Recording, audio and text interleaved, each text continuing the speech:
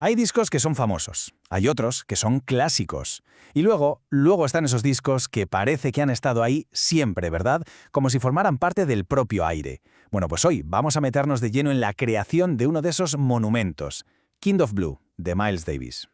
Para que nos hagamos una idea de la magnitud, empecemos con un dato que es simplemente brutal. Más de 5 millones. Y ojo, esa es la cifra de copias certificadas vendidas solo en Estados Unidos. Es, sin discusión, el disco de jazz más vendido de la historia. Rompió por completo las barreras de su propio género. Pero claro, su grandeza no se mide solo en ventas, ni mucho menos. Se le considera, de forma prácticamente unánime, una obra maestra universal.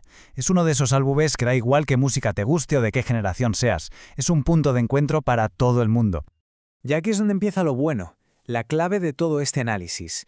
Toda esa magia, toda esa influencia que llega hasta hoy, se cocinó en apenas 2 días de grabación. ¿Cómo es posible? ¿Cómo se consigue atrapar un relámpago en una botella? Pues venga, vamos a descubrirlo. Para entender por qué Kind of Blue fue una revolución tan grande, primero tenemos que entender contra qué se estaba rebelando, porque el contexto aquí lo es absolutamente todo.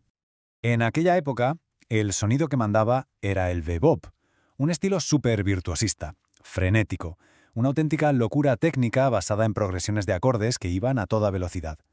Pensemos en una conversación en la que todo el mundo habla a la vez, rapidísimo y con palabras súper complejas. Pues algo así. Y Miles Davis, que había sido una figura central del bebop, sintió que el estilo ya no daba más de sí, que se había agotado. Tanta complejidad, tanto cambio de acorde, dejaba muy poco espacio para respirar, para que la melodía pudiera simplemente ser. Era como un corsé creativo, y él necesitaba liberarse. Y esa liberación llegó con una idea radical que iba a cambiar el jazz para siempre. Y todo se basaba en una filosofía muy, muy simple. Menos es más. Aquí está el concepto clave, el jazz modal. A ver, para que se entienda fácil. En lugar de cambiar de acorde cada 2x3, la música se quedaba anclada en una sola escala o modo durante mucho más tiempo. Esto lo que hacía era crear un lienzo sonoro muchísimo más abierto, con más espacio. Es que el contraste es total, vamos. Se pasó de una música densa, rápida, centrada en la complejidad de los acordes, a un sonido espacioso, mucho más lento, que le devolvía todo el protagonismo a la melodía. Fue, en esencia, un cambio de paradigma brutal. Esta analogía lo explica a la perfección, ¿a que sí? El bebop era como intentar orientarse en el centro de una gran ciudad, lleno de calles, giros, cruces. El jazz modal, en cambio, es como conducir por una carretera abierta, con el horizonte despejado. La sensación de libertad es otra cosa. Claro que una idea tan revolucionaria necesita a unos músicos extraordinarios para que funcione. Y Miles Davis no juntó una banda cualquiera, no. Reunió a un equipo de auténticos titanes. Es que solo hay que leer los nombres. Es una locura, una alineación de estrellas, cada uno una leyenda en su instrumento. Esto demuestra que Miles no solo era un visionario con la música, sino también un director de talento increíble. Sabía exactamente a quién necesitaba para este viaje. Dentro de este super equipo había 2 polos opuestos que son la clave de todo el sonido del disco. Por un lado, John Coltrane, el fuego. Su saxofón era como una cascada de notas, una fuerza de la naturaleza que siempre buscaba ir un paso más allá en la armonía. Pura intensidad. Y como contrapunto perfecto para equilibrar la balanza estaba Bill Evans, el hielo. Su piano traía una sensibilidad casi de música clásica, un lirismo súper introspectivo y unos acordes que parecían flotar en el aire, creando esa atmósfera tan especial y melancólica del disco. El equilibrio entre Coltrane y Evans es sencillamente mágico. Vale, ya tenemos la idea revolucionaria y el equipo perfecto. Pero falta el ingrediente final, el más sorprendente de todos, el método. O mejor dicho, la ausencia casi total de un método. Fijaos en las fechas. 2 días, 3 canciones en la primera sesión, 2 en la segunda.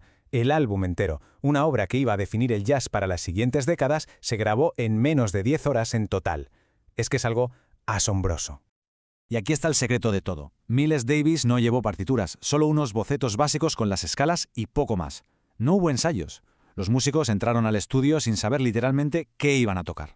Lo que se oye en el disco no es la interpretación de algo ya escrito, es el momento exacto de la creación, y la mayoría de las pistas que escuchamos son primeras tomas.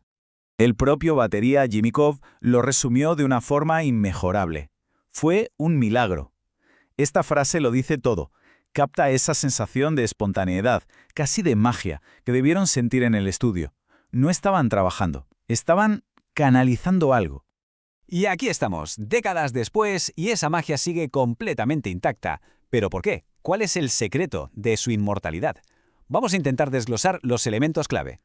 Al final, la clave no fue una sola cosa, sino la confluencia perfecta de todos estos elementos.